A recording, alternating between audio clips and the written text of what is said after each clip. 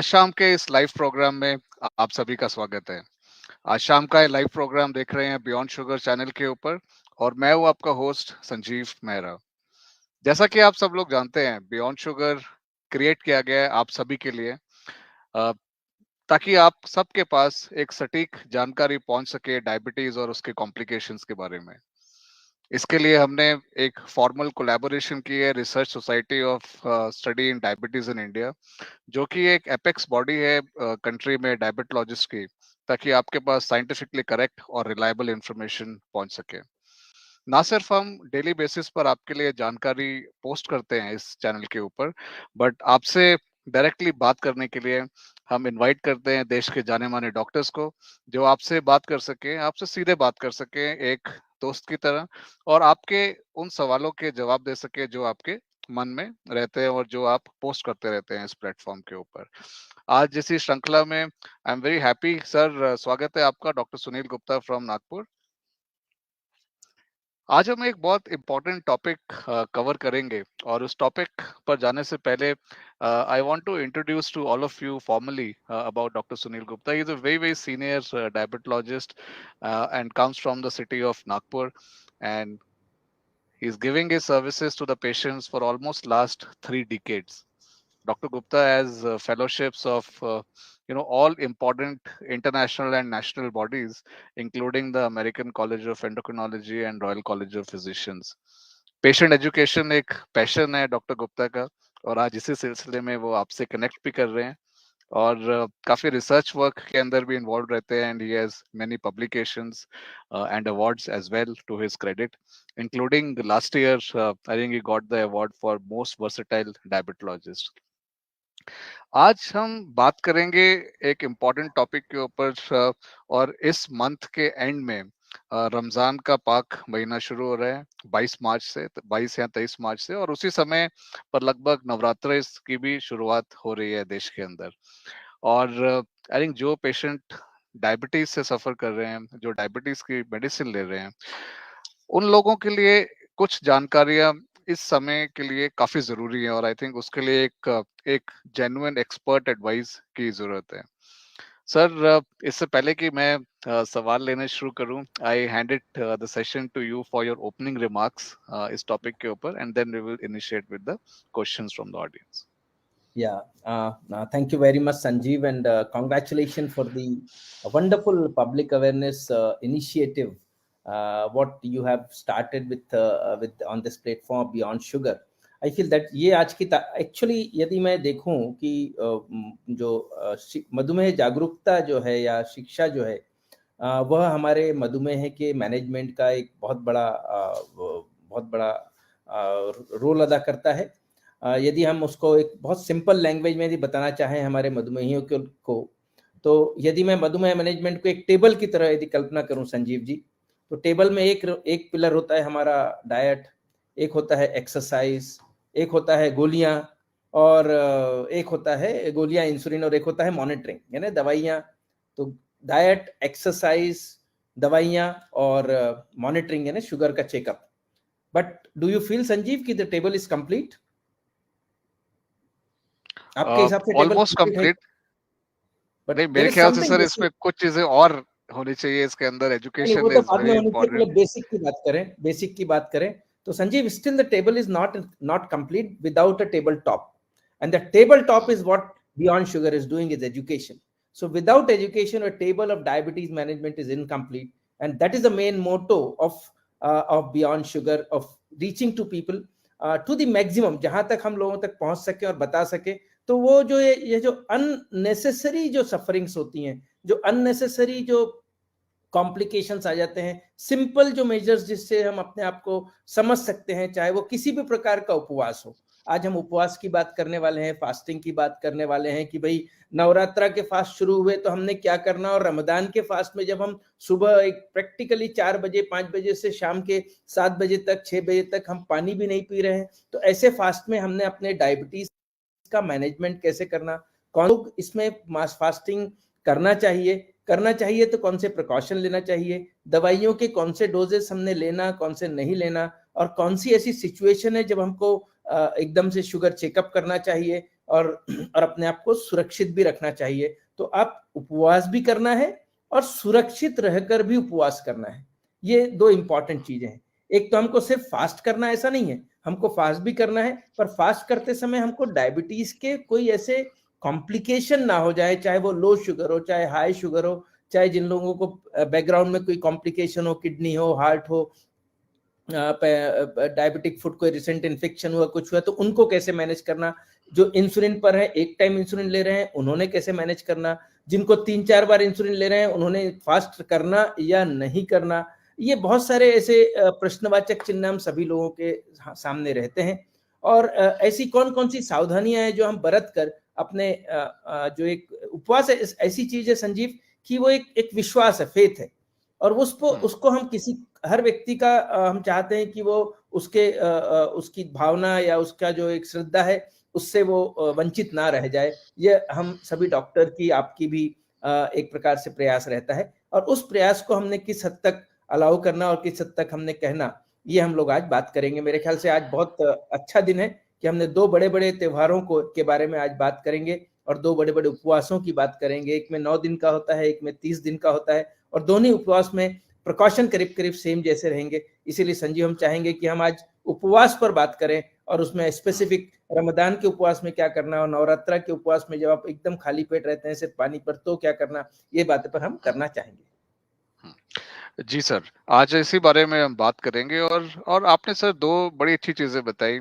एक तो फेथ है और हमारा विश्वास है, जो जिसके ऊपर एटलीस्ट हमारे देश के अंदर काफी लोग जो है इसको नहीं नहीं इसको नहीं संजीव, फेयरली गलत बिलीव बात है। करते हैं। तो हमारे देश और में गलत बात है संजीव, हमारे देश नहीं, पूरे विश्व में हर आदमी को कहीं ना कहीं किसी ने जो विश्वास है, वो नाम कुछ भी हो सकता है, और विश्वास पर ही दुनिया टिकी हुई है आज। तो एक तरफ सर तो फेथ की बात है, रिलीजियस फेथ, और एक तरफ एक बड़ी स्ट्रिक्ट मेडिकल एडवाइस की बात है। अगर मैं आपसे to begin with, only if I put a tough question to you, as a doctor, let's say, if I keep the faith apart, for example, just hypothetically, so what is the medical advice? Is it okay for diabetic patients to fast? And if yeah. are there any specific group of patients जहां पर आप बोलेंगे कि नहीं भाई, आप जो है फेथ अपनी जगह, मगर मेडिकली मैं आपको एडवाइस नहीं करता? बहुत ही वैलिड पॉइंट है Sanjeev, I should congratulate you on this particular question. और आपने कहा बहुत ही टफ क्वेश्चन है, सही बात है, सचमुच टफ क्वेश्चन है हर डॉक्टर के लिए।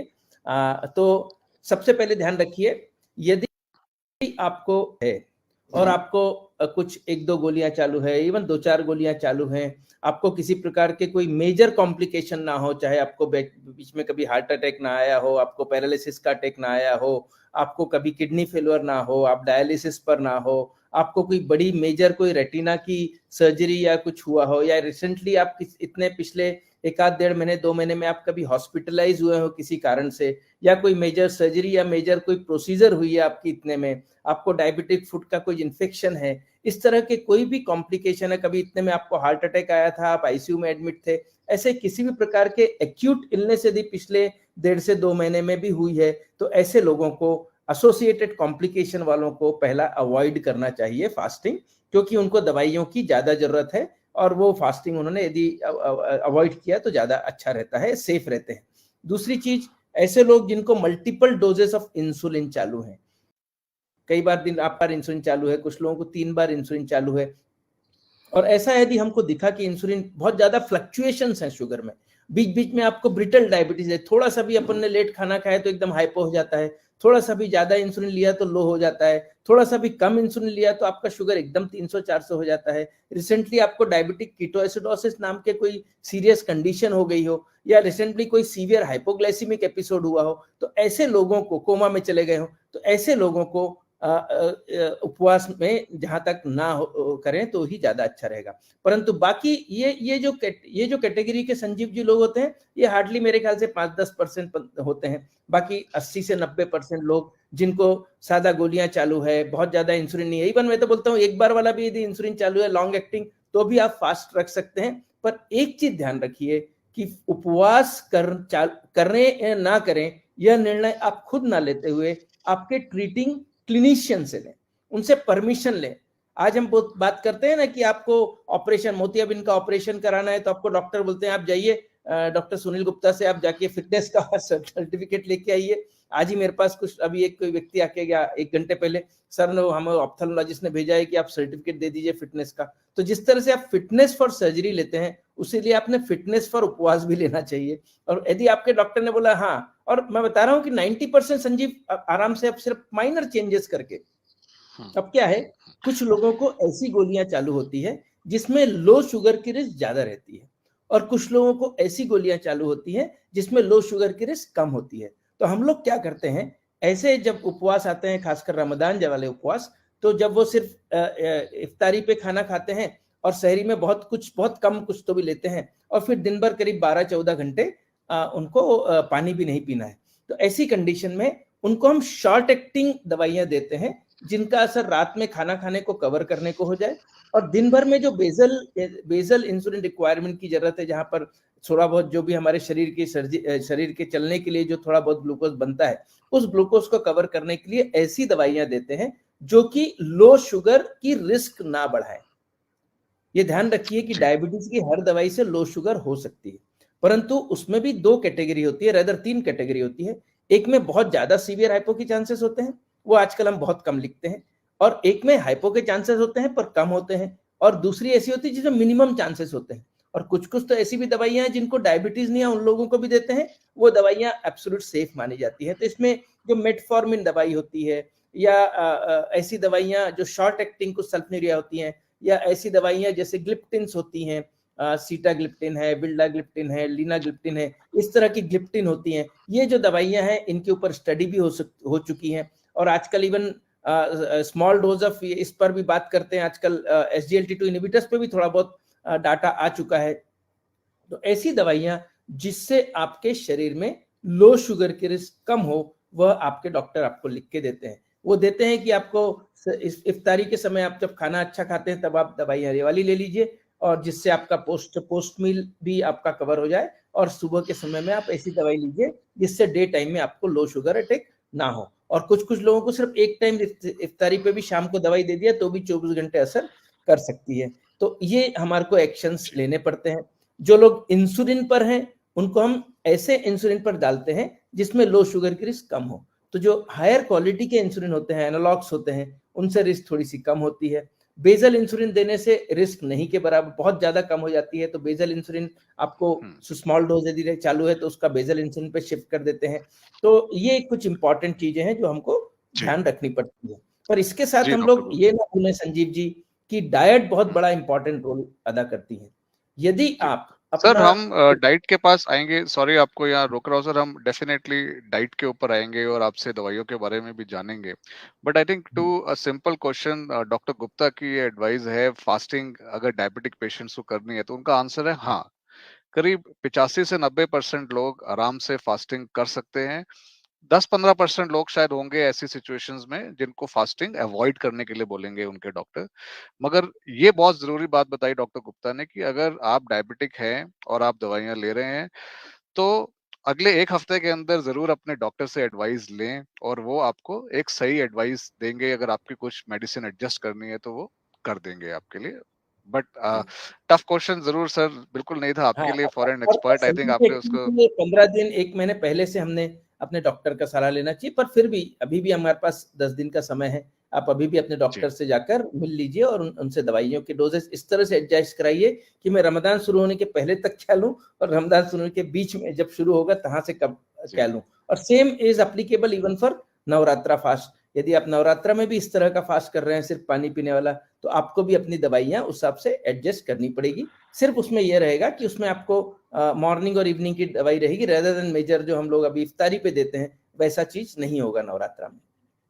जी, thank you sir for your clear advice on this question. Sir now the patients, diabetic patients है, उनके लिए बहुत जरूरी है कि वो अपनी ब्लड शुगर भी मॉनिटर करें। और अक्सर डॉक्टर बोलते हैं उन पेशेंट्स को, और वो पेशेंट्स की रूटीन में भी वो दिन में 2 से 3 बार अपना टेस्ट कर लेते हैं। काफी पेशेंट्स की सुबह फास्टिंग कर लिया या पोस्ट पैंडल कर लिया, एक दोपहर को रैंडम ब्लड शुगर चेक कर लिया। तो उपवास के दिनों में डायबिटिक पेशेंट्स के लिए क्या आपकी गाइडेंस होती है कि वो मॉनिटरिंग किस तरीके से करें ब्लड शुगर की, ताकि उनको पता रहे कि बढ़ या कम तो नहीं रही है? चलो, सबसे मेजर चेंज संजीव आज यहाँ पर जो लोग हमारे नोट्स डाल रहे हैं नीचे, उनके लिए भी और आपके लिए भी, कि हमने मधुमेहियों को पेशेंट ना करके नहीं बोलना है, they are being called as people with diabetes. तो वहां पर ये लोग नीचे भी डाल रहे हैं guidance for diabetic patient, word निकाल के पर्सन विद डायबिटीज कीजिए या और पीपल विद डायबिटीज कीजिए, और हम भी यह वर्ड अवॉइड करना चाहेंगे। हम मधुमेही को यदि पेशेंट बना देंगे तो जीवन भर के लिए पेशेंट हो जाएगा, और मैं नहीं चाहता कि हम उनको पेशेंट बोले। सो वी विल पुट जरूर। The we have a correction here. One second is, आपने जो प्रश्न किया था अबाउट द मॉनिटरिंग, मॉनिटरिंग इनको करना बहुत जरूरी है। एक जमाने में ऐसा माना जाता था कि मॉनिटरिंग अलाउड नहीं थी, परंतु अभी पिछले कुछ सालों से मॉनिटरिंग टेस्ट करना शुगर अलाउ हो चुका है। फास्ट के समय, रमदान फास्ट के समय, तो अपनी शुगर की चेकअप आपको फ्रिक्वेंटली करना चाहिए, स्पेशली यदि आप वर्किंग हैं आप, और आपको थोड़ा सा भी घबराहट होता है, कुछ होता है, पसीना आता है, थोड़ा सा भूख लगता है, तुरंत अपनी शुगर चेक कराइए। क्योंकि यदि आपने दवाइयां ली हुई है रात में एक दिन पहले या शहरी की तरह में, तो उसका असर कभी कभी 12 घंटे 24 घंटे तक रहता है, और उस पीरियड में लो शुगर की रिस्क होती है। तो आपको घबराहट होना, पसीना आना, कंपन होना, भूख लगना, पाल्पिटेशन होना, या चक्कर जैसा आना, कहीं भी ऐसा कुछ होता है कि तुरंत अपने शुगर की चेक कर लीजिए। यदि आपको आपके डॉक्टर ने बताया हुआ है कि आपको दिन में एटलीस्ट 3 बार चेक करना है, जैसे आपने 4-4 या 6-6 घंटे में, यदि आपका 14 घंटे का करीब करीब फास्ट होता है, तो 12 से 14 घंटे में यदि आपने 4-4 घंटे में 3 बार भी टेस्ट कर लिया, तो भी एक कहीं ना कहीं हम लोग उससे लो शुगर के एक्यूट अटैक से बच सकते हैं और अपने आप को सेफ रख सकते हैं। जी। जी सर, नाउ आपने टच बेस किया कि अगर किसी की ब्लड शुगर कम हो जाती है एकदम से, उसको कुछ साइन एंड सिम्टम भी हो जाएंगे और वो इमीडिएटली चेक करके कंफर्म और कर एक और सकता है। इम्पोर्टेंट संदीप, एक और इम्पोर्टेंट चीज, कि जी। ग्लूकोमीटर हर मधुमेही के पास होना कंपलसरी है आज की तारीख में। तो आपके सभी के घर में ग्लूकोमीटर रहना अनिवार्य है। और अब आप, यदि आप बिजनेस में हैं, कहीं जा रहे हैं, तो अपने साथ आप ग्लूकोमीटर को कैरी कीजिए।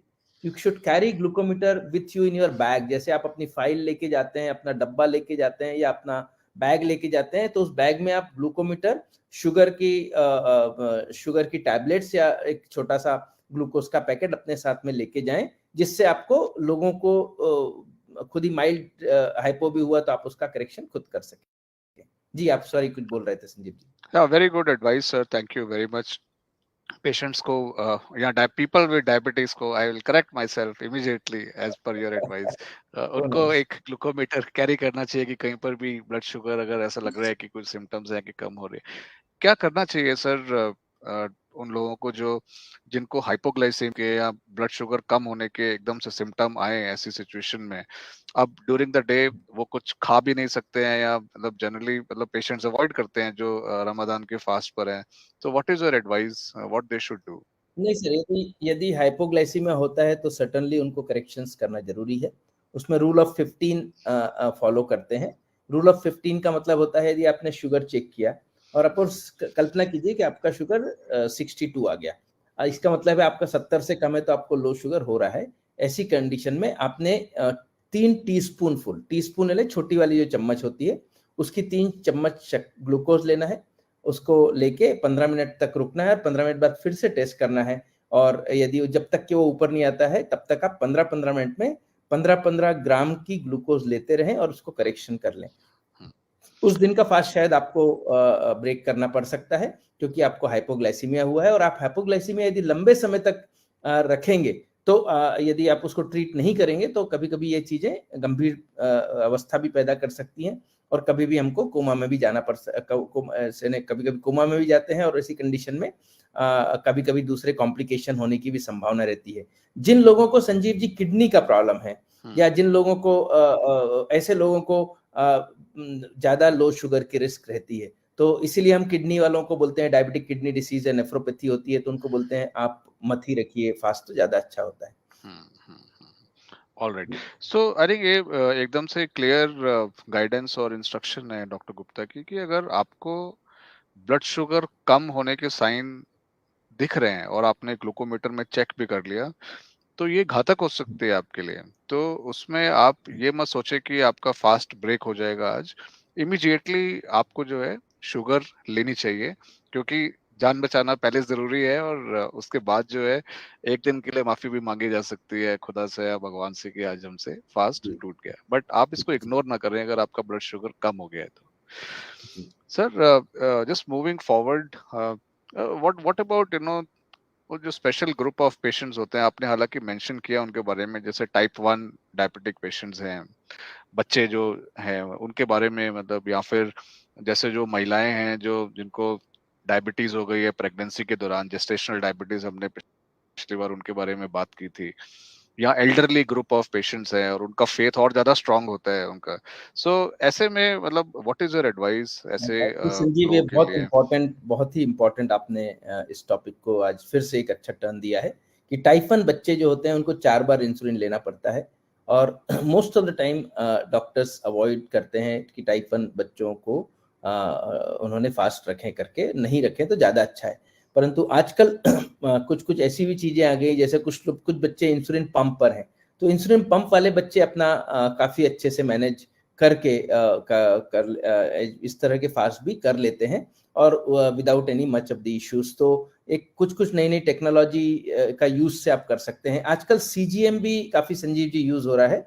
सीजीएम है ना, कंटिन्यूस ग्लूकोज मॉनिटरिंग है। इधर एक सेंसर लगा देते हैं आप आर्म में, लेफ्ट आर्म में यूजुअली, और वो आर्म में सेंसर जो है हर 15 मिनट की शुगर 15 दिन तक मॉनिटर करता रहता है।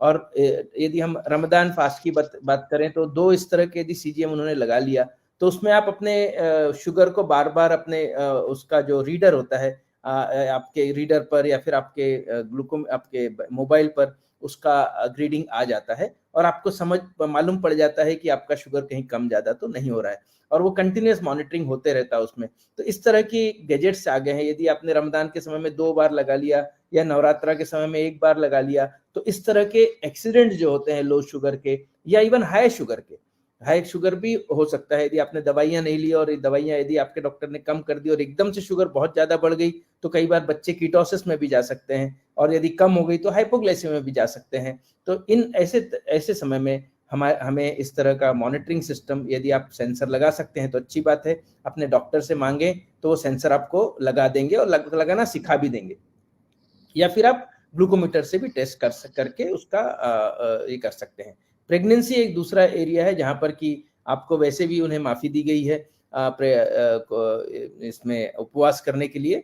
तो प्रेगनेंसी में यूजुअली हम लोग अवॉइड करते हैं, क्योंकि बच्चा आपका कंटिन्यूस फेड है, कंटिन्यूस खाना खाता है, और माँ बीच बीच में खाना खाती है। और यदि जब हमारी माँ 14 घंटे तक खाना नहीं खाएगी, तो हमारे बच्चे में शायद जो खाना, जो जिस तरह से न्यूट्रिशन मिलना चाहिए वो नहीं मिलेगा। और इसीलिए हम माताओं के लिए हम चाहते हैं कि वे अवॉइड करें इस तरह का फास्ट करना। इसी तरह जो एल्डरली, आपने 3 पॉपुलेशन बोला है, टाइप 1, प्रेगनेंसी, डायबिटीज, एंड तीसरा आपने बोला एल्डरली पॉपुलेशन, जो एल्डरली सीनियर पेशेंट जी। सिटीजन हैं, एल्डरली है, जिनका से आप 80 ईयर्स के एज हैं, 75 प्लस, कुछ कोमॉर्बिडिटीज हैं, कुछ कुछ हमारे पास आजकल तो 81, 80 टू 85 में बहुत सारे मधुमेही आते हैं, किसी को 20 साल का, किसी को 15 साल का डायबिटीज है। तो ऐसे लोगों को भी लो शुगर कभी कभी बड़ा सीरियस हो सकता है, डेंजरस हो सकता है। और लो शुगर में यदि बार बार होता है, तो ऐसी कंडीशन में कभी कभी हमारे मधुमेह को बड़ी तकलीफें फेस करनी पड़ सकती है। तो कोशिश करें, ये पॉपुलेशन ज़्यादा ख्याल रखना पड़ेगा, और मॉनिटरिंग करके, और अपनी दवाइयों के बारे में ज़्यादा ख्याल रखना पड़ेगा, और ज़्यादा केयरफुल रहना पड़ेगा लो शुगर के लिए। और यदि आपके डॉक्टर स्ट्रिक्टली बोलते हैं कि मत रखिए, तो आपको उस पर भी बहुत गंभीरता से डिसीजंस लेने पड़ेंगे। जी।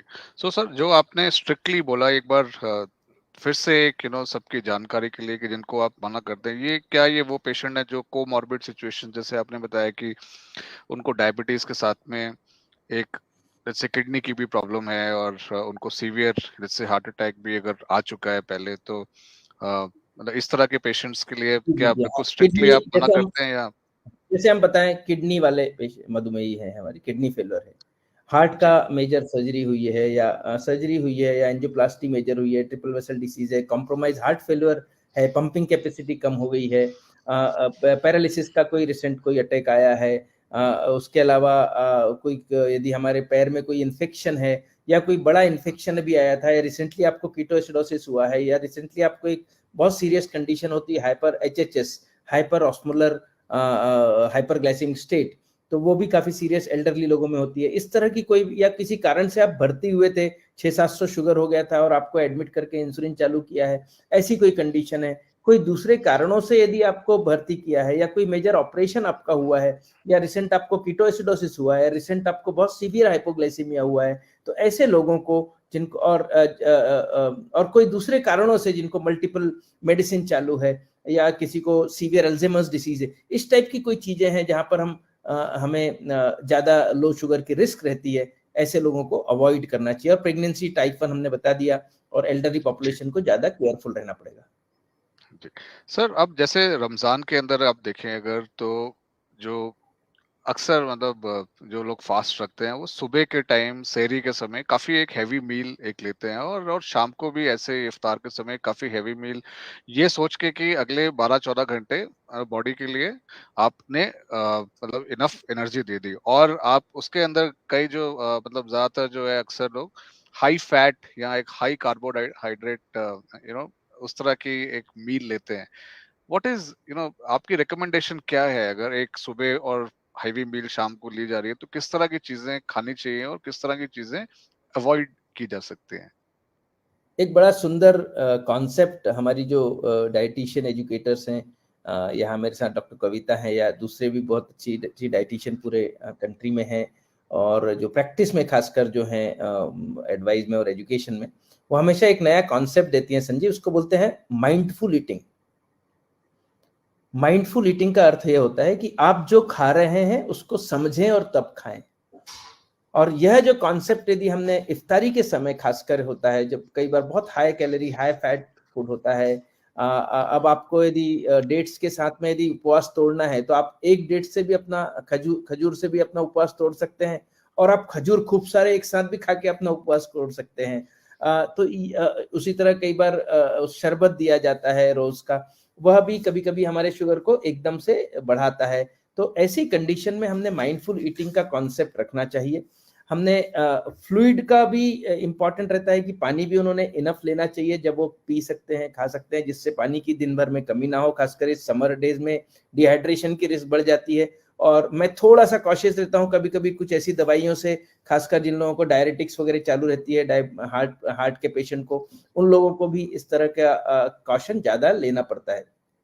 ऐसे लोगों को हाई प्रोटीन यदि फूड लेते हैं, खासकर शहरी के समय, जब आपको मालूम है कि ये खाने के बाद आपको अभी 12-14 घंटे कुछ नहीं खाना है, तो उन्होंने कुछ ऐसे चीजें खाना चाहिए जिसमें प्रोटीन की मात्रा ज्यादा हो। उसमें आप ऑमलेट ले सकते हैं, उसमें आप white portion of the egg ले सकते हैं, आप नट्स ले सकते हैं, पनीर ले सकते हैं, दूध ले सकते हैं, दूध में आप ड्राई फ्रूट का पाउडर बना के ले सकते हैं। आप यानी जिस चीज में आपको प्रोटीन ज्यादा हो वो ले सकते हैं। और रात के समय भी और फाइबर भी लेना चाहिए, जिससे कि हमारा एक सेंस ऑफ फुलनेस रहे। तो ये थोड़े से इंपॉर्टेंट चीज है। और जो हाई कार्बोहाइड्रेट फूड खाना है, जैसे बहुत ज्यादा ऑयली चीज लेना है, बहुत ज्यादा यानी जो अपन बोलते हैं ना, भजिए शायद बनते हैं वहां पर बहुत ज्यादा शाम के समय में, तो पहले स्नैक्स होता है और फिर खाना होता है। तो ये दोनों भी चीजें दो पोर्शन में एक्चुअली इफ्तारी का खाना होता है। तो वो दोनों में भी हमको यदि हम कॉशियसली करें, और बहुत ज्यादा ऐसी भी सी चीज ना लें जिससे एसिडिटी बढ़े, क्योंकि कभी कभी ऐसा होता है कि बहुत ज्यादा स्पाइसी फूड हमने सुबह सुबह ले लिया, और उससे आप खाली पेट हैं तो आपको गैस्ट्रिक जूसेस ज्यादा सिक्रेट होकर एसिडिटी भी कर सकते हैं। तो ये कुछ कुछ प्रिकॉशन बेसिक हमने लिए, तो शायद हम ज्यादा पूरी ना खाते हुए और मैदे की रोटी ना, मैदे की चीज ना खाते हुए यदि हमने आटे की चीज खाई, या जो हम मिलेट्स वाली आजकल कॉन्सेप्ट है वो लिया, तो हम शायद हमारा शुगर एकदम से ना बढ़ेगा। तो जिन लोगों को डायबिटीज है, जो दवाइयां ले रहे हैं, उन लोगों को ऐसी चीज खाना चाहिए जिससे आपका शुगर एकदम स्पीड से ना बढ़े। उसको हम लोग बोलते हैं high protein and moderate carbohydrate and little low fat. यदि हम ये लेके चले तो हमारा खाना भी अच्छा रहेगा, और शुगर बढ़ेगा भी नहीं। और सुबह सुबह यदि आपने प्रोटीन की मात्रा ली, स्पेशली शहरी के समय, एक्चुअली क्या होता है संजीव, यदि हम उसकी प्रैक्टिकेबिलिटी देखें ना, मैं और आप भी, सुबह सुबह जब आप 4 बजे उठते हैं, तो आपको एक तो आपने पहले ही 8-9-10 बजे खाना खाया हुआ अच्छा है भी, 4-6 घंटे बाद आप उठे और उसके बाद फिर से आपको 4 बजे किसी ने खाने के लिए बोला, तो बहुत बार खाने का बहुत ज्यादा यानी आप नहीं खा पाते हैं। तो ऐसी कंडीशन में हमको ऐसी चीजें देनी पड़ेगी या ऑफर करनी पड़ेगी हमारे मधुमेहियों को, जिससे वो खा भी सके और उनको ये भी ना हो कि इच्छा नहीं हो रही, ऐसा भी नहीं होना चाहिए। जैसे हम स्प्राउट्स ले सकते हैं सुबह सुबह। स्प्राउट्स यदि आपने ले लिया, रात में भिजा के रख दिया आपने दाल और मोट, और उसको आपने स्प्राउट्स के रूप में सवेरे सवेरे ले लिया। लेग्यूम्स ले सकते हैं, राजमा छोले वगैरह भी आपके लिए थोड़े से मॉर्निंग अवर्स में प्रोटीन के ले लिए। तो इस टाइप की चीजें यदि आप लेते हैं तो ज्यादा ठीक रहेगा। जूसेस ना लें। लोग फ्रूट जूस लेते हैं, और फ्रूट जूस लेते हैं तो उससे शुगर एकदम से 300-400 होता है। तो जूसेस शुड बी अवॉइडेड। या ऑलराइट, सो आई थिंक यहाँ पर डॉक्टर गुप्ता ने हमें बताया माइंडफुल ईटिंग का कॉन्सेप्ट। अक्सर हम जो फॉलो करते हैं वो ट्रेडिशनल ईटिंग का कॉन्सेप्ट फॉलो करते हैं, कि जो कम्युनिटी में जो प्रैक्टिस है, या ट्रेडिशनली हमने सालों से जो देखते आ रहे हैं कि एक हाई कैलोरी डाइट खाते आ रहे हैं तो अभी भी खानी है। बट आई थिंक अगर आपको डायबिटीज है, मंगोड़े, आलू बोंडा, समोसा, ये सब चीजें हमारी शुगर को और ज्यादा बढ़ा देती है, और ये हमको ध्यान रखना पड़ेगा। जी, सो ट्रेडिशनल ईटिंग को फॉलो ना करते हुए माइंडफुल ईटिंग की तरफ थोड़ा ध्यान दें, और अपने अगर मान लीजिए कुछ एक्सपर्ट एडवाइस चाहिए इसके ऊपर तो अपने डॉक्टर से बात करें। और नहीं तो ये आपके पास जो ये लाइव प्रोग्राम आप देख रहे हैं, या अगर बाद में भी इस प्लेटफॉर्म पे रहेगा, आप इस पे ये हमेशा रहेगा यहाँ पर, आप इसमें थोड़ा पीछे जाके दोबारा से सुन सकते हैं कि डॉक्टर गुप्ता ने क्या बताया, और उन सब चीजों को फॉलो कर सकते हैं। सर आई थिंक ये आपने एक बहुत ही इंपॉर्टेंट सब्जेक्ट ये कवर किया, ये डाइटरी रिकमेंडेशन के ऊपर। सर एक हालांकि आपने मेडिसिन के बारे में बताया, कुछ इंसुलिन पेशेंट्स के बारे में, बट सर एक आई थिंक थोड़ा सा हमें और डिटेल में जानने की जरूरत है, स्पेशली उन डायबिटीज के मधुमेहियों के लिए जो इंसुलिन की डोज ले रहे हैं, जो या दिन में 3-4 डोज भी ले रहे हैं, या तो उनके लिए किस तरह की एडजस्टमेंट जरूरी है, और क्या रिकमेंड करते हैं उनको, क्योंकि अगर उन्होंने खाना ज्यादा खा लिया सुबह और शाम को और डोज उनकी कम रही तो उनको ज्यादा ब्लड शुगर हो सकता है, या इन बिटवीन अगर उन्होंने नहीं खाया तो वो हाइपो में भी जा सकते हैं। तो आप कैसे उसको मैनेज करते हैं और क्या एडवाइस है सर? देखिए ऐसा है इसमें यदि आपको मल्टीपल डोजेस ऑफ इंसुलिन चालू है, तो इंसुलिन दो प्रकार के होते हैं संजीव जी। एक होता है शॉर्ट एक्टिंग इंसुलिन, जो आपके प्रेंडियल ग्लूकोज को कवर करता है। आपने खाना खाया, आपने रोटी खाई, आपका शुगर बढ़ा। आपने पोहा खाया, आपका शुगर बढ़ा। आपने दूध पिया, आपका शुगर बढ़ा। इसको हमको बोलते हैं प्रेंडियल ग्लूकोज या पोस्ट मील ब्लड ग्लूकोज जो बढ़ता है। और एक होता है फास्टिंग शुगर, जो आपने कुछ नहीं भी खाया पिछले 10-12 घंटे से, तो भी आपका खाली पेट लगातार शुगर बढ़ रहा है। ये लीवर से निकल कर आता है, जिसको हम लोग हिपेटिक ग्लूकोज आउटपुट बोलते हैं। आपके नॉर्मल व्यक्ति के शरीर में, आज हम मान के चलें कि संजीव जी को डायबिटीज नहीं है या डॉक्टर सुनील गुप्ता को डायबिटीज नहीं है, तो हम लोगों के नॉर्मल व्यक्ति के शरीर में इंसुलिन दो प्रकार से सिक्रीट होता है। एक होता है बेसल इंसुलिन, जो 24 घंटे आपके बॉडी में रहता है, चाहे आप खाना खाएं या ना खाएं।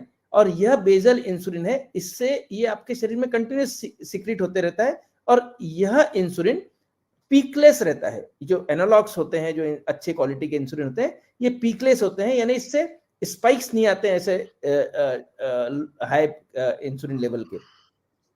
तो यह जो बेसल इंसुलिन है, इसमें भी दो प्रकार के होते हैं। एक सादा होता है जो एनपीएच इंसुलिन होता है, उससे उसका 12-14 घंटे असर रहता है। पर जो बेसल इंसुलिन रहते हैं एनालॉग्स, ये 24 घंटे असर वाले रहते हैं, और इससे लो शुगर की रिस्क प्रेंडियल इंसुलिन की जगह बहुत ज्यादा कम होती है, रिस्क बहुत कम होती है। तो जो लोग 4 बार इंसुलिन ले रहे हैं, उनके लिए बेसल इंसुलिन तो 24 घंटे में एक बार लेना जरूरी रहता है, और वो हम बोलते हैं कि आप इफ्तारी के समय ले लीजिए। उसका डोज आपके डॉक्टर आपको 20 से 30%, कभी कभी 50% कम कर देते हैं, क्योंकि आप डे टाइम में कुछ नहीं खा रहे हैं। उसके लिए बेसल इंसुलिन को बहुत ज्यादा कवर करने की जरूरत नहीं है। परंतु जो प्रेंडियल इंसुलिन है, वो आपका खाने के ऊपर डिपेंड करता है। और यदि आप शाम को 2 बार खाना खा रहे हैं, तो हम बोलते हैं ऐसा करो, आप थोड़ा सा इंसुलिन जब आप उपवास तोड़ते हो तब ले लीजिए, और थोड़ा सा इंसुलिन जब आप मेजर खाना खाते हो तब ले लीजिए। और चॉइस ऐसे इंसुलिन का कीजिए जिसका असर 4-5 घंटे में खत्म हो जाए। और ऐसे कंडीशन में जो एनालॉग इंसुलिन होते हैं, हाई क्वालिटी के जो इंसुलिन होते हैं, यदि थोड़े से महंगे जरूर होते हैं, पर यदि हमको उपवास करना है और लो शुगर को अवॉइड करना है, तो आप 1 महीने के लिए, या नवरात्रा है तो आप 9 दिन के लिए इस तरह का इंसुलिन जरूर से यूज कर सकते हैं, जिससे आपको लो शुगर की रिस्क कम हो। तो आप उस समय प्रेंडियल इंसुलिन एक छोटा पहला ले लिया, फिर दूसरा ले लिया, फिर सिर्फ आप एक ही मेजर मील ले रहे हैं तो एक ही अपने इफ्तारी के समय प्रेंडियल इंसुलिन ले लिया, साथ में बेसल इंसुलिन ले लिया। यदि आपका मील सुबह सहरी के समय भी ज्यादा है, थोड़ा सा रिलेटिवली ज्यादा है, इफ्तारी से कम ही रहेगा पर ज्यादा है, तो वहां भी आप small dose of rapid acting insulin ले सकते हैं। पर यदि वो बहुत कम हो रहा है, कुछ लोग होते हैं सिर्फ दूध पी के और दूध के साथ कुछ प्रोटीन पाउडर लेकर ही उपवास शुरू कर देते हैं शहरी में, तो ऐसे लोगों को प्रेंडियल लेने की भी कई बार जरूरत नहीं पड़ती है। यदि आपको टैबलेट चालू है तो आप उससे भी अपना मैनेज कर सकते हैं। तो ये हो गया इंसुलिन की बात। और दिन में चूंकि आप कुछ नहीं खा रहे हैं तो ऐसी कंडीशन में हमको इंसुलिन दिन में लेने की जरूरत नहीं है। बेसल इंसुलिन आपने रात में ले चुके हैं जो आपका 24 आवर्स का एक्शन मैनेज कर लेता है। ये हो गया हमारा इंसुलिन के बारे में। गोली के बारे में भी संजीव जी हम अभी कवर कर लें, आपने इंसुलिन का प्रश्न किया था। जरूर जरूर, है ना। तो यू कैन अभी कवर। गोलियों, जी जी, तो गोलियों के बारे में संजीव जी ऐसा है कि एज आई टोल्ड यू, दो प्रकार की गोलियां होती हैं। एक होती हैं जिनसे लो शुगर की रिस्क बढ़ती है, जैसे जो सल्फोनेरिया होती हैं, चाहे वो ग्लेबेनक्लेमाइड हो, वो बहुत स्ट्रॉन्ग पोटेंट ड्रग है जो हम अवॉइड करते हैं। पर कुछ ड्रग्स ऐसी होती हैं जैसे ग्लिमिपराइड है या फिर ग्लिक्लेजाइड है या फिर रिपाग्लिनाइड है, ये डॉक्टर लोगों के ज्यादा काम की है, हमारे मधुमेह के लिए बहुत डिफिकल्ट तो नहीं, पर जिन लोगों को थोड़ा बहुत, आजकल के यंग जनरेशन भी काफी अलर्ट हो गया है दवाइयों के मामले में, तो उनको नाम मालूम रहते हैं। तो ऐसी गोलियों से लोग की रिस्क बढ़ती है और हम ऐसी गोलियां अवॉइड करते हैं। पर कुछ कुछ डाटा भी ऐसे आए हैं, ग्लिक्लेजाइड के बारे में कुछ डाटा आया है कि वो दी भी गई है और उससे लो शुगर दिन में रमजान के समय नहीं हुआ है, तो वह हम दे सकते हैं। ग्लिपिजाइड अच्छी ड्रग मानी जाती है, शॉर्ट एक्टिंग, तो शॉर्ट एक्टिंग ड्रग अपना इफ्तारी पे लिया, उसका असर आपके सहरी तक के रहा, उसके बाद खत्म हो गया, तो उस तरह से आप एक 24 घंटे में एक गोली ली जा सकती है। पर इससे भी ज्यादा अच्छी दवाइयां होती हैं जो ग्लिप्टिन्स हम बोलते हैं या अल्फा ग्लूकोसाइड इनहिबिटर्स बोलते हैं, जो आपके पोस्ट मील को कवर करती है और उनसे लो शुगर की रिस्क कम होती है। तो यह जो ड्रग्स हैं ये हम प्रिफर करते हैं। तो हम सल्फोनेरिया एकदम कम कर देते हैं, इंसुलिन कम कर देते हैं और ऐसी दवाइयां बढ़ाने देने की कोशिश करते हैं जिससे आपका पोस्ट मील का शुगर भी कम हो जाए, फास्ट दिन भर में लो शुगर की रिस्क भी कम हो जाए और फास्टिंग का शुगर भी ज्यादा ना बढ़े और आपको लो शुगर की रिस्क ना रहे। तो हाई शुगर और लो शुगर दोनों भी हमको यदि मैनेज करना है तो उसको बड़े ट्रिकी तरीके से आपके डॉक्टर मैनेज कर देते हैं, जिससे आपका पूरा महीना सुरक्षित निकलता है। जी जी। हालांकि जैसे डॉक्टर गुप्ता ने बताया कि जो लोग लंबे समय से इंसुलिन ले रहे हैं या दवाइयां ले रहे हैं उनको अपनी समझ आ जाती है दवाई की और वो थोड़ा सा एडजस्टमेंट मुश्किल समय में कर सकते हैं, मगर आप ये खुद करने की कोशिश ना करें। अक्सर अगर आपको जानकारी नहीं है अपने डॉक्टर की एडवाइस लें और उसके बाद इन सब चीजों को थोड़ा सा आप टाइटरेट करें। सर एक फाइनल एक सवाल लेते हैं as we are running out of time. What about heavy exercise? कई लोगों को साइकिलिंग का, स्विमिंग का उनकी रूटीन के अंदर है, रनिंग मॉर्निंग में। सो क्या एडवाइस करते हैं सर उन लोगों को? हैवी एक्सरसाइज करनी चाहिए फास्टिंग के दौरान या नहीं करनी चाहिए? नहीं, उपवास के समय हमने हैवी एक्सरसाइज नहीं करना चाहिए क्योंकि हमें लो शुगर की रिस्क बढ़ जाती है। तो आप लाइट एक्सरसाइज जो अपनी होती है, घर के सब काम कर सकते हैं, वॉकिंग थोड़ा बहुत कर सकते हैं, पर अदरवाइज आपने बहुत ज्यादा हैवी एक्सरसाइज नहीं करनी चाहिए। इवन जिमिंग वगैरह में भी हम लोग अवॉइड करते हैं कि आप जाएं और जिमिंग करें during Ramadan. But you can certainly do your regular walk and some passive exercise can be taken, walking वगैरह इस तरह का कर सकते हैं। हैवी एक्सरसाइज अवॉइड करेंगे जो जिससे लो शुगर का रिस्क बढ़ता है। आप ध्यान रखिए, जब भी आप व्यायाम करते हैं, एक्सरसाइज करते हैं, तो आपके एक्सरसाइज के कारण आपकी मसल्स में ग्लूकोज का रिक्वायरमेंट बढ़ जाता है, ग्लूकोज का यूटिलाइजेशन बढ़ जाता है, और जब आपके शरीर में ग्लूकोज का यूटिलाइजेशन बढ़ता है तो लो शुगर की रिस्क बढ़ जाती है। और उस समय यदि आपके शरीर में शुगर इनफ नहीं रहा तो लो शुगर होगा। उसी तरह यदि आप ज्यादा शुगर आपको ऑलरेडी है, 300 400 300 शुगर है, उस समय यदि आप एक्सरसाइज करते हैं तो वह भी आपके शरीर के लिए अच्छा नहीं है। तो ऐसी कंडीशन में आपके शुगर जो एक्स्ट्रा ग्लूकोज, चूंकि आपके शरीर में इंसुलिन कम होने से एक्स्ट्रा ग्लूकोज नहीं, जो एनर्जी नहीं बन पा रही है, वो हमारे को फिर फैट से मिलती है और आपको कीटोसिस की, डायबिटिक कीटोएसिडोसिस नाम की रिस्क बढ़ जाती है। तो हाई शुगर पर भी हमको एक्सरसाइज नहीं करना है और लो शुगर की रिस्क नहीं होने के लिए भी एक्सरसाइज हैवी वाली नहीं करनी है, ये ध्यान रखिए। Thank you very much doctor Gupta.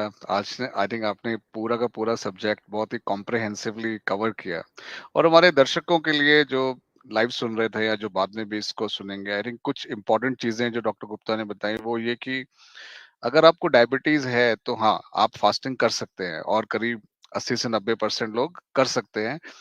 कुछ 10 से 15% लोग होंगे जिनके लिए एडवाइज्ड नहीं है फास्टिंग, और उनको अपने डॉक्टर की बात माननी चाहिए, रिस्क ना लें।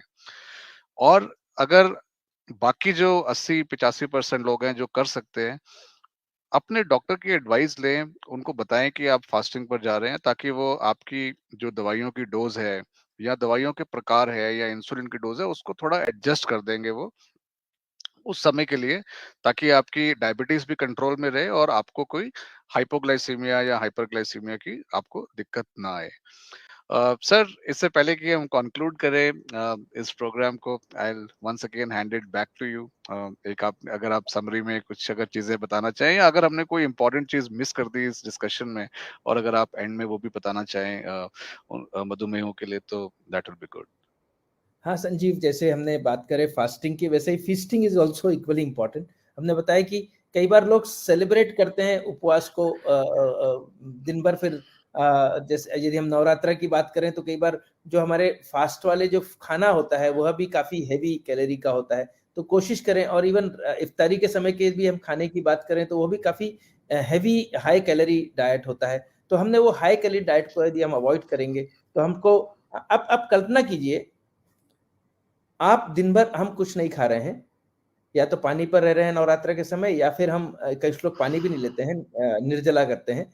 और इफ्तार में भी, इसमें रमजान में भी आप पूरा 12-14 घंटे पानी पी रहे हैं, और सडनली आपने बहुत सारा खाया, तो इससे आपकी ग्लाइसेमिक वेरिएबिलिटी भी बढ़ती है, कि आपका रात में शुगर बढ़ रहा है और दिन में आपका एकदम से लो चल रहा है। तो ये जो ग्लाइसेमिक वेरिएबिलिटी है, कहीं ना कहीं आगे चल के तकलीफ हो सकती है। इसीलिए रात के खाने को आप इतना स्टेबल रखें और दवाइयों से उसको मेंटेन करें, जिससे आपको लो और हाई की रिस्क दोनों भी से आप अपने आप को बचा सकें। और सुरक्षित हमें हमें उपवास भी करना है, हमको डायबिटीज को भी मैनेज करना है, और सुरक्षित रह के करना है। तो ये सब कुछ बेसिक जो प्रिंसिपल्स है, बेसिक अनुशासन है। आपने बोलते बोलते संजीव जी ये बोला कि ट्रेडिशनल डाइट हमने फॉलो नहीं करना चाहिए। मेरे हिसाब से यदि हम ओल्ड ट्रेडिशनल डाइट को यदि फॉलो करते हैं, पुराने जमाने की, तो हम देखेंगे बड़ा बैलेंस फूड था वो। परंतु आजकल बहुत सारी चीजें ऐसी हैं जो कि इनकलकेट हो गई है हमारी डाइट में, जो हमारे डाइट को, जो कल्चर्ड पुराना जो डाइट था, संस्कृति से जुड़ा हुआ, वो खाना हट के बहुत सारी चीजें ऐसी आ गई हैं जो हमारे एक्चुअली जरूरत नहीं है, और उससे हमारी डायबिटीज की और बाकी सब चीजों की रिस्क बढ़ जाती है, शुगर की और ब्लड प्रेशर की। तो हमको उन चीजों को अवॉइड करते हुए एक डिसिप्लिन लाइफ यदि हम मेंटेन करें। आजकल ना कुछ कुछ एनर्जी पैक्ड फूड भी आ गए हैं, तो आप सुबह सुबह शहरी पे यदि आपने एनर्जी पैक फूड ले लिया, हाई प्रोटीन वाला, उसमें नट्स होते हैं, उसमें आप इवन ओट्स यूज कर सकते हैं दूध के साथ। तो ये चीजें आपको थोड़े लंबे समय तक, ये ध्यान रखिए, प्रोटीन के पाचन में सबसे ज्यादा समय लगता है वर्सेस कार्बोहाइड्रेट। कार्बोहाइड्रेट के से एकदम शुगर बढ़ती है, प्रोटीन से थोड़ा धीरे धीरे धीरे धीरे पाचन होता है। तो प्रोटीन यदि आप सुबह सुबह शहरी में प्रोटीन लेते हैं तो आपको काफी समय तक, एटलीस्ट 6-7-8 घंटे तक के, आपको ये मैनेज करता है लो शुगर में नहीं जाने के लिए। और शाम के समय आपको लो कार्बोहाइड्रेट डाइट लेना है, जिससे आपका स्पाइक शुगर का ना हो। तो high calorie high fried diet हमको अवॉइड करनी है। दवाइयां अपने डॉक्टर के पास अपने चेक भी करवा लीजिए, अपने पूरे चेकअप भी करवा लीजिए before you start your fast. यदि आपने इतने, हम बोलते हैं साल में एक बार अपने किडनी, हार्ट, लीवर, कोलेस्ट्रॉल सब जांच हो जानी चाहिए, शुगर, HbA1c हो जाना चाहिए, तो अपनी जांच भी पहले करवा लीजिए उपवास के पूरे महीने में जाने के पहले। उससे आपके डॉक्टर को और इंडिकेशन मिल जाएगा कि आप कितने फिट हैं फास्ट करने के लिए। तो अपनी डॉक्टर आज ही यदि आपने अपने डॉक्टर से नहीं मिले हैं, तो जैसा संजीव ने बताया कि अभी भी हमारे पास 1 हफ्ते का पीरियड है, जब आप अपने डॉक्टर से मिल लीजिए 8-10 दिन में, और उनसे अपनी दवाइयों के डोज एडजस्ट करा के सुरक्षित होकर उपवास करें। यही हम सभी लोगों की इच्छा है। और ये जो होता है ना, अननेसेसरी सफरिंग हमको अवॉइड करनी है। जो डायबिटीज में जो हम टाल सकते हैं, जिससे हम बच सकते हैं, उससे 100% बचना चाहिए। तो ही इस प्रकार के एजुकेशन प्रोग्राम को हम मानेंगे कि वो सक्सेसफुल रहेगा। हम सभी की एक ही इच्छा है कि आप बड़े बड़े अच्छे से सुरक्षित होकर उपवास भी करें।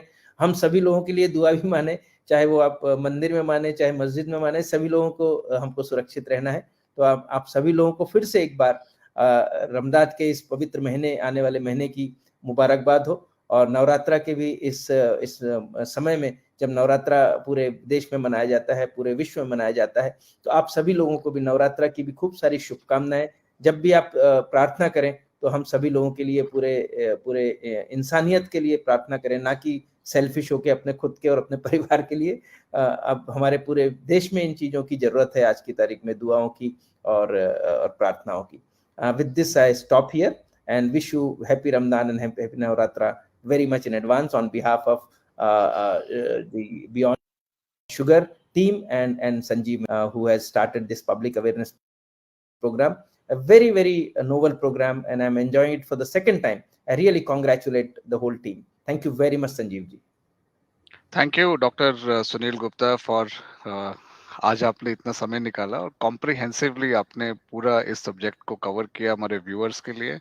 आई must thank all my viewers as well who watched us live, या फिर जो बाद में भी इस प्रोग्राम को देखेंगे। अगर आपके परिवार में, अगर आपको लगता है कि किसी को डायबिटीज है और वो फास्टिंग रखने वाले हैं अगले कुछ दिनों के अंदर, उनको एडवाइस करें अपने डॉक्टर से मिलने के लिए। इस प्रोग्राम का लिंक आप शेयर कर सकते हैं उनके साथ, ताकि उनके अंदर भी अवेयरनेस आए। और अगर आपको इसके भी बियॉन्ड इंफॉर्मेशन चाहिए तो डॉक्टर सुनील गुप्ता से मिले, अगर आप नागपुर में या उसके पास रहते हैं, या फिर अपने नजदीक में जिनसे भी आप डायबिटीज के लिए ट्रीटमेंट लेते हैं उन डॉक्टर से मिलें। अपने परिवार के साथ खुशी खुशी त्योहार मनाएं। हम सबकी तरफ से आपको गुड नाइट और नमस्कार। Thank you. Namaskar. Thank you.